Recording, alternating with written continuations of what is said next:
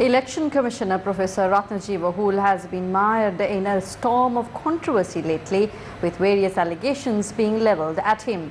Chairman of the Commission, Mahinda Deshapriya, was asked about these allegations earlier today.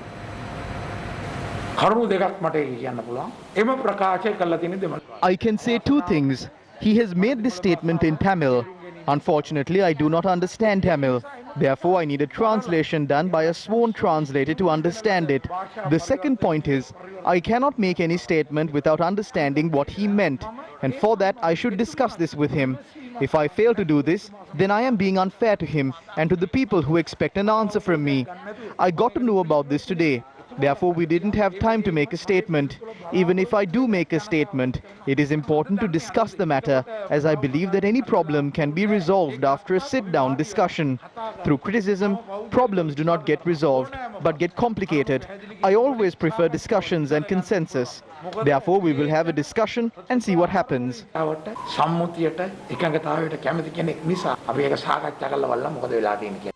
We spoke to Professor Ratnaji Vahul about each of these allegations. Professor Hool, there are so many allegations being hurled your way, from asking people not to vote for a particular political party to your daughter breaking quarantine regulations. Tell us first, did you ask people not to vote for a party? March 12th movement, about 2 or 3 years ago, had a big opening at BMICH.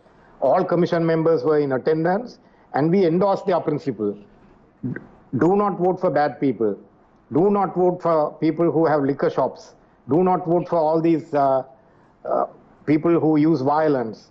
And that is all I am saying. I never said don't vote for the SLPP.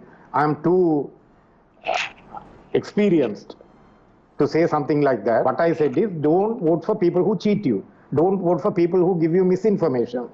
What about the matters surrounding your daughter? What happened is she was never a COVID patient. She was stuck in England as a student. The High Commission arranged for her transport to Colombo.